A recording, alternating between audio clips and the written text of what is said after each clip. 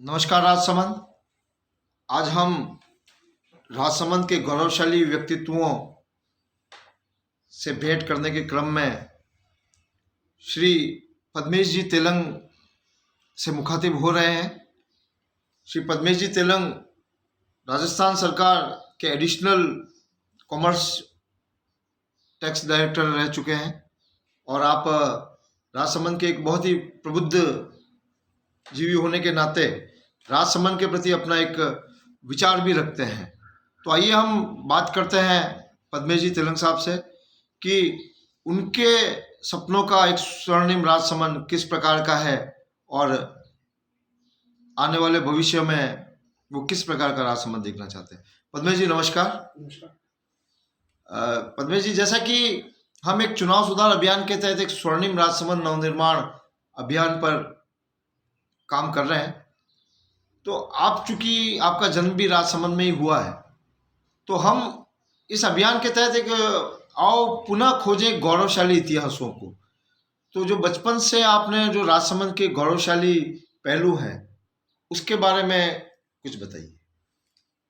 देखिए भरत जी, राजसमंद का जो वर्तमान स्वरूप अभी आप देख रहे हैं ये तो बहुत बाद में आया हुआ है। हमने इस राजसमंद को उस समय से देखा है जिस समय जिला भी नहीं बना था, जिस समय शहर में लाइट की भी दिक्कत थी। और चूंकि मेरा जन्म भी इसी शहर में हुआ है तो मैं सन 60 के आसपास की, 55-60 के बीच की उस पीरियड की अगर बात करूं तो हमने एक लंबा इतिहास यहाँ का ये देखा है। लेकिन उसमें एक बात जो सबसे उभर कर आई है वो ये आई है कि राजसमंद का अपना एक सांस्कृतिक पृष्ठभूमि है। द्वारका ऋषि की नगरी है, राजसमंद तालाब का प्राकृतिक सौंदर्य है। तो यहाँ जो मानवीय मूल्य होते हैं व्यक्ति से व्यक्ति के, वो धार्मिक, सांस्कृतिक और मानवीय मूल्यों का शहर ही। इस शहर के परिप्रेक्ष्य में ही अगर हम उस पुरानी विरासत जो है, हमारी सांस्कृतिक विरासत है, उन वैल्यूज को, उन मूल्यों को लेकर अगर हम आज बात करें बदले संदर्भों में, तो शायद राजसमंद का जो आपका अभियान है स्वर्णिम राजसमंद का, वो सफल हो सकता है।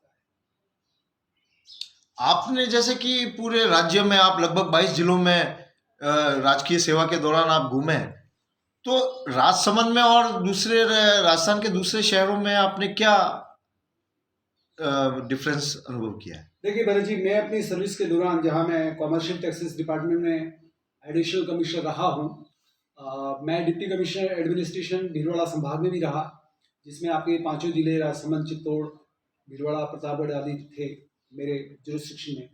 मैं बीकानेर डिवीज़न में भी रहा हूँ, जहाँ चुरू, झुंझुनू, और उसके बाद जब एडिशनल कमिश्नर हुआ तो हेड ऑफिस लेवल पे, स्टेट लेवल पे भी रहा। तो करीब करीब पूरा राजस्थान हमने देखा है।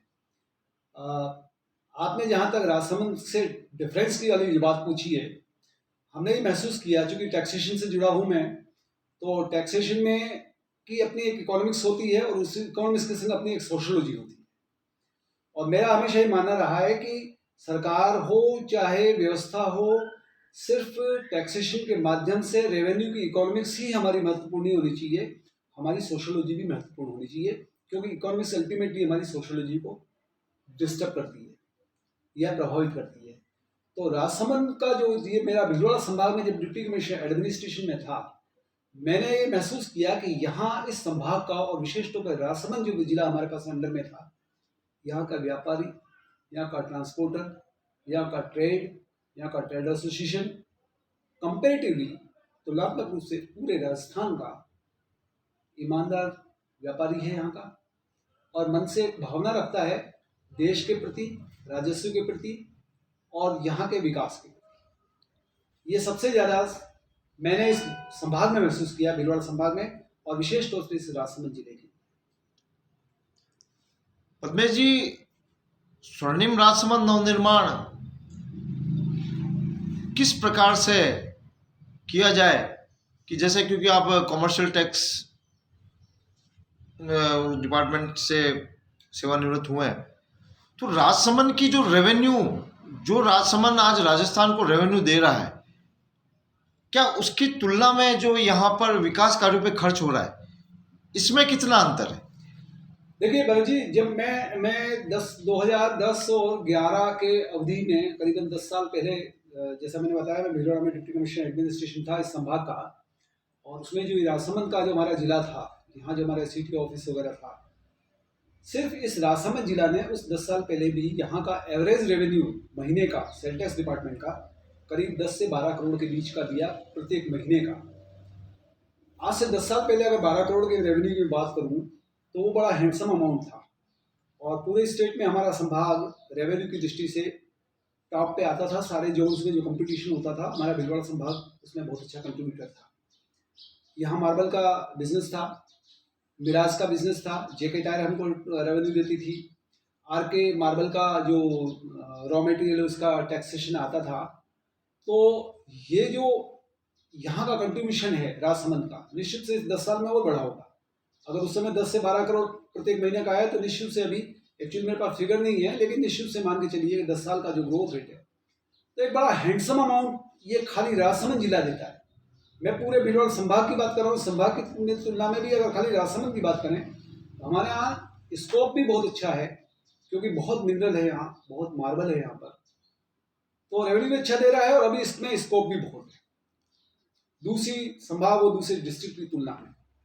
तो जितना रेवेन्यू यहाँ का है, जैसे कि एक मतलब टर्म है होती है डेवलपमेंट में, हम देखते हैं कि ह्यूमन डेवलपमेंट इंडेक्स, तो जितनी रेवेन्यू दे रहा है उस मुताबिक क्या सरकार न्यायपूर्वक राजसमंद के लोगों के जीवन स्तर पे खर्च कर रही है? देखिए, जहाँ तक आरोप प्रत्यारोप वाली बात है कि सरकार क्या कर रही है या हम सरकार से क्या ले पा रहे हैं, ये एक अलग डिस्कशन का विषय हो सकता है। लेकिन मेरा निश्चित से तब भी और अब भी ये मानना है, सेवानिवृत्ति जिंदगी के पहले भी और सेवानिवृत्ति के बाद भी, कि राजस्थान में जिस शब्द को आप विकास विकास बार बार कहते हैं कि सरकार ने इतना विकास किया या हमारे राजनेताओं ने इतना विकास किया या हम सब ने मिलकर विकास किया, इस विकास की जो परिकल्पना है, ये विकास की परिकल्पना निहायत भौतिक विकास की आपने परिकल्पना की। मानवीय विकास की जो बात करें, जिसके लिए अभी आपने एक शब्द इस्तेमाल किया है, ह्यूमन डेवलपमेंट इंडेक्स। मैं तो ह्यूमन डेवलपमेंट इस इंडेक्स के अलावा एक हैप्पीनेस इंडेक्स की और बात करता हूँ कि हैप्पीनेस इंडेक्स और ह्यूमन डेवलपमेंट इंडेक्स में हम पूरा राजस्थान ही बहुत पिछड़ा हुआ है, राजसमंद तो पिछड़ा हुआ है ही। तो निश्चित से मैंने जैसे शुरू में कहा कि इकोनॉमिक्स नहीं, हमारी सोशियोलॉजी भी होती है। तो हम जितना रेवेन्यू दे रहे हैं, जितना हमारे यहाँ पोटेंशियल है, जितना हमारा स्कोप है, उस तुलना में यहाँ का ह्यूमन डेवलपमेंट इंडेक्स नहीं बढ़ा, हमारा हैप्पीनेस इंडेक्स नहीं बढ़ा। और आंकड़ों में अगर इसकी बात करूँ तो ये पूरा दुर्भाग्य है हमारा कि अभी जो लेटेस्ट रिपोर्ट आई यूएन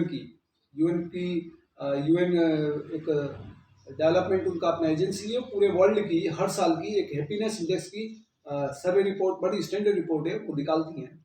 149 देशों का उसमें रैंकिंग था। पूरे इंडिया का हैप्पीनेस इंडेक्स में हम लोग 139 नंबर पे हैं। सोच लीजिए पूरे वर्ल्ड में हम कहाँ हैं, 139।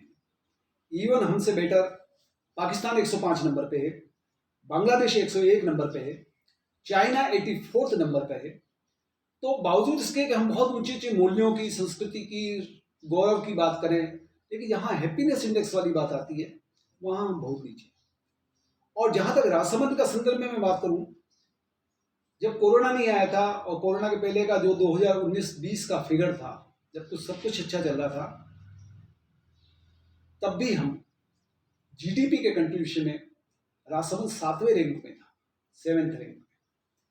और अभी जो लेटेस्ट फिगर आया कोरोना के बाद में, उसमें हम लोग इस ह्यूमन डेवलपमेंट इंडेक्स की रेंज में राजस्थान 29वें नंबर पे राज्य है।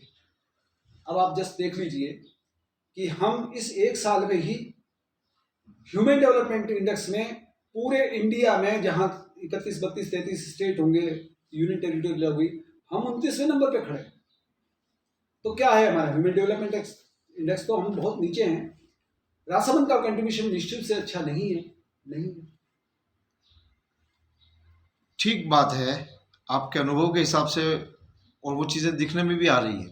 और हम अब जैसे क्योंकि चुनाव सुधार अभियान के तहत हम यहाँ कार्य कर रहे हैं, तो मैं आपसे जानना चाहूँगा कि राजसमंद के जो लोग हैं, यहाँ के लोगों का जो राजनीतिक स्तर है, क्या आप उससे संतुष्ट हैं कि जिस प्रकार से होना चाहिए, यहाँ के विकास के लिए जिस प्रकार से तत्परता होनी चाहिए राजनीतिक व्यक्तित्वों में, क्या वो यहाँ नजर आती है? देखिए भरत जी, इसमें हम यहाँ की जनता की अगर बात करते हैं तो हमें दो भागों में इसको डिस्कस करना होगा।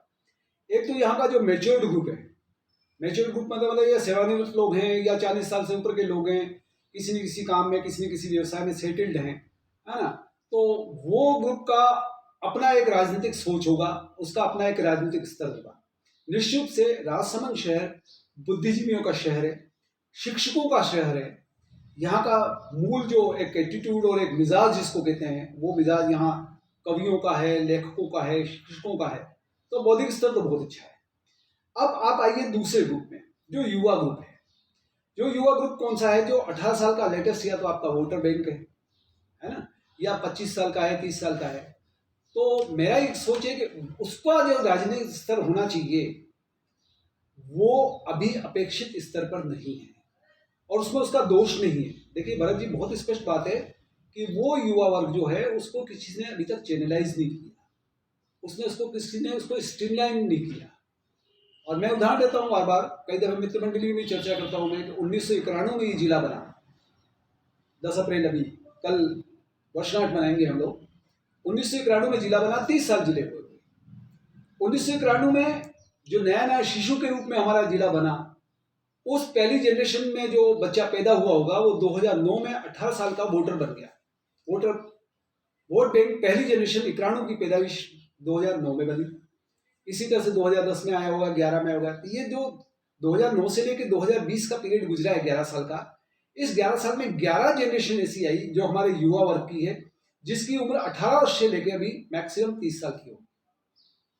और यहाँ की जनसंख्या का अगर फिगर दें तो एक साल में करीब 20,000 बच्चे यहाँ पैदा होते हैं। ये यहाँ का जनसंख्या का ग्रोथ रेट है, ये फिगर्स हैं सेंसस के, जनसंख्या के। अब एक साल में अगर 20,000 बच्चे पैदा होते हैं तो ये जो 10 साल में गिन रहा हूँ 2009 से लेकर 2020 तक के 10 या 11 साल, 2 लाख बच्चे, 2 लाख युवा आज हमारे पास 18 साल से लेकर 30 साल तक के हैं। अब आपने जो प्रश्न पूछा राजनीतिक स्तर का, क्या हम, आप स्वयं से पूछिए, मैं अपने से पूछूं, मैं पड़ोसी से पूछूं, क्या 2 लाख बच्चों का इतना राजनीतिक सोच का और जागरूकता का स्तर है? नहीं है। नहीं इसलिए है कि पिछले 20-25 साल में देश का जो राजनीतिक घटनाक्रम चला 2091 के बाद, वो मंडल आयोग का अभियान रहा हो, चाहे राम जन्मभूमि का अभियान रहा हो, चाहे बाबरी मस्जिद का रहा हो, चाहे उसके बाद जो आर्थिक उदारीकरण आया कांग्रेस की सरकार का, नरसिंह राव साहब का टाइम का, या उसके बाद अटल जी का जो पीरियड रहा, उसके बाद जो राष्ट्रवाद का पीरियड रहा, ये बड़ा झंझावात वाला पीरियड रहा है 2091 से लेके 2021 तक का। इस 30 साल में जो हमारी 10-12 जनरेशन जो आई नए वोटर बैंक की, निश्चित से ये भी बड़ी भ्रमित जनरेशन है। इसका कोई धार्मिक ओरिएंटेशन है, इसका कोई सामाजिक ओरिएंटेशन है, इसका कुछ आरक्षण को लेके, रोजगार को लेकर अपना ओरिएंटेशन है, तो हम उम्मीद नहीं कर सकते कि इसका राजनीतिक स्तर एक अमुक लेवल का है। जरूरत है इसको चैनलाइज करने की, इस युवा वर्ग को। और मैं फिर रिपीट कर रहा हूं कि 10 साल का ये जो जनरेशन की 10 जनरेशन आई है हमारे 18 साल की, 2009 से शुरू हुई है 2020 तक, ये 2 लाख बच्चों का ओरिएंटेशन, मेंटल ओरिएंटेशन, व्यापक सोच का ओरिएंटेशन, राजनीतिक जागरूकता का ओरिएंटेशन इस समय बहुत बहुत बहुत जरूरी है। और अगर ये होगा तभी हमारा मानवीय विकास होगा, अन्यथा भौतिक विकास के लिए तो हम बहुत अच्छी प्रयास करते रहते हैं। कभी हम हाईवे बना लेते हैं, अभी ब्रॉडगेज की मांग चल रही है, और भी कई सारी योजनाएं हैं, वो सब भौतिक विकास है। तो भरत जी, मैं मानता हूँ कि ये युवा वर्ग जो है इसको मानवीय विकास की जरूरत है, और मानवीय विकास की जरूरत होगी तो फिर वो जो मैंने इंडेक्स वाली बात की ना आपको, हैप्पीनेस इंडेक्स की या ह्यूमन डेवलपमेंट इंडेक्स की, उसमें हमारा स्तर बढ़ेगा। जब स्टेट का बढ़ेगा तो राज्य का भी बढ़ेगा। पद्मेश जी, अभी जो देश के राजनीतिक हालात हैं, क्या आप उससे खुश हैं? खुश तो निश्चित से नहीं है। इसलिए नहीं है कि समस्याएं बहुत हैं, सॉल्यूशंस कम हैं। कभी कोरोना श्री की प्राकृतिक आपदा आ जाती है, कभी नीतिगत आपदा आ जाती है। और मैं यार तो हमेशा सोच ही रहा है, चूंकि टैक्सेशन में रहा हूँ, एक बहुत बड़े गवर्नमेंट को सेल टैक्स डिपार्टमेंट 78% रेवेन्यू का कलेक्शन देता है, और हम लोग उस व्यवस्था में रहे हैं कर प्रशासन में। तो मैं मान के चलता हूँ कोई भी राज्य सरकार चलती है, राज्य सरकार केंद्र सरकार चलती है, वो टैक्सेशन की रेवेन्यू से और इकोनॉमिक्स से चलती है। और जैसा मैंने पहले कहा कि इकोनॉमिक्स के साथ साथ हमारी सोशियोलॉजी भी होती है। अब आप अगर ये पूछ रहे हैं कि क्या मैं संतुष्ट हूँ राजनीतिक हालात से, तो राजनीतिक हालात हो चाहे पारिवारिक हालात हो चाहे सामाजिक हालात हो, संतुष्ट तो मैं क्या कोई भी नहीं हो सकता, और मैं 100% संतुष्ट नहीं हूँ, क्योंकि हमारी कहीं इकोनॉमिक्स बिगड़ जाती है, कहीं सोशियोलॉजी बिगड़ जाती है, कहीं सोशियोलॉजी में हम सोशल मुद्दों पे आते हैं तो हमारी इकोनॉमिक्स बिगाड़ देते हैं, कभी इकोनॉमिक्स की नीति पे जाते हैं तो हमारी सोशियोलॉजी बिगड़ जाती है। हम इतने इतने खंडों में बट गए हैं कि हमारा अब कोई एक स्टैंडर्ड सिद्धांत ही नहीं रहा, मुझे ऐसा लगता है, भले वो इकोनॉमिक्स का हो चाहे सोशियोलॉजी का। इसलिए मैं इस वर्तमान हालत से बिल्कुल भी संतुष्ट नहीं हूँ। बहुत सही इशारा दिया है आपने पद्मेश जी। ये एक संक्रमण काल है जहां हम एक सामाजिकता से, क्योंकि जैसे भारत देश को कहा जाए तो भावना प्रधान देश है।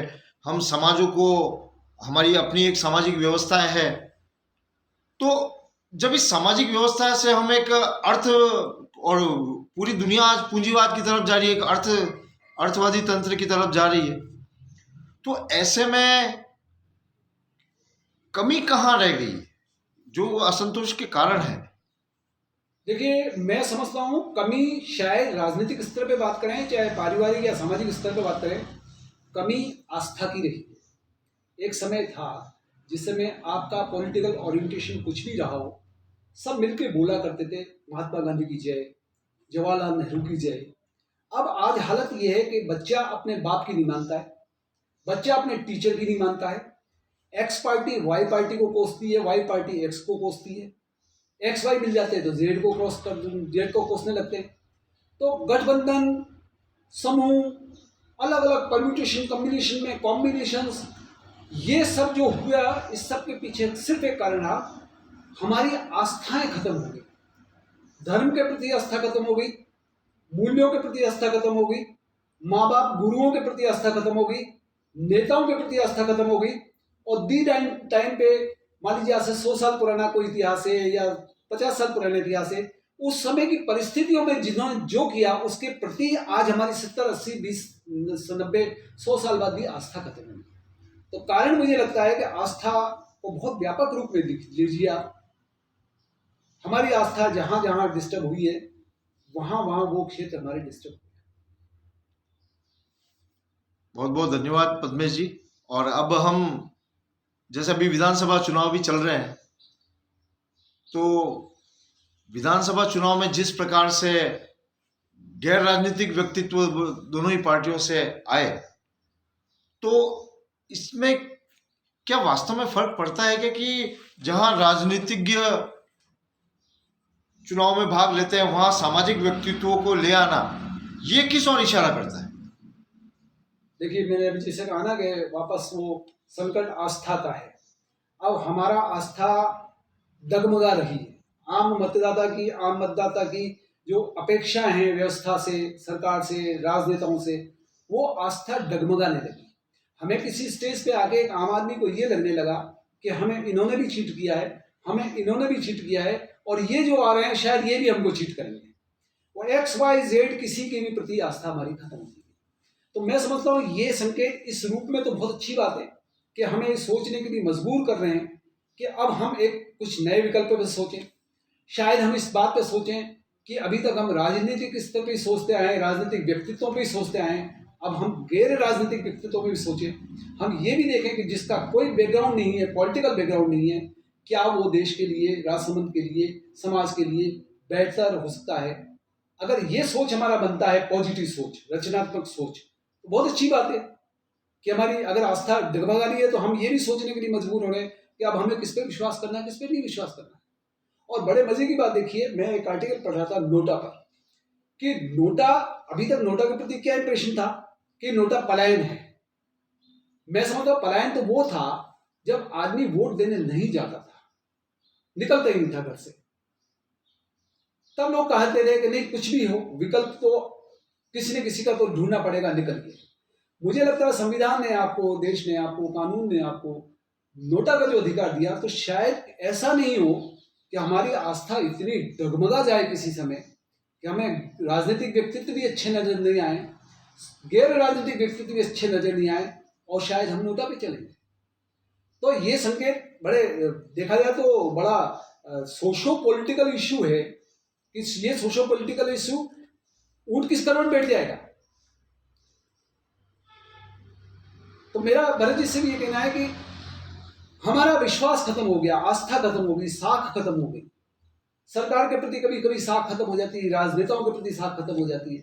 हमें विश्वास नहीं रहता है कि ये आदमी जो बंदा कह रहा है वो सही है कि नहीं है। और इसीलिए मैं तो कई दफा अपनी मित्र मंडली में ये भी कहता हूं कि हर इलेक्शन लड़ने वाले बंदे को इस बात के लिए कानूनन प्रावधान होना चाहिए कि वो जो कुछ भी कह रहा है, जो कुछ भी वायदे कर रहा है, घोषणा पत्र के रूप में नहीं करे, संकल्प पत्र के रूप में नहीं करे, वो किसी शपथ पत्र के रूप में करे, जिसको एफिडेविट कहते हैं, जिसमें लिखे मैं अमुक अमुक पिता अमुक अमुक पुत्र अभिक पुत्र इतना अमुक अमुक उम्र इतना हाल निवासी यहाँ शपथ पूर्वक बयान करता हूँ, होशो हवस में बयान करता हूँ, और फिर वो कहे मैं क्या क्या करूंगा।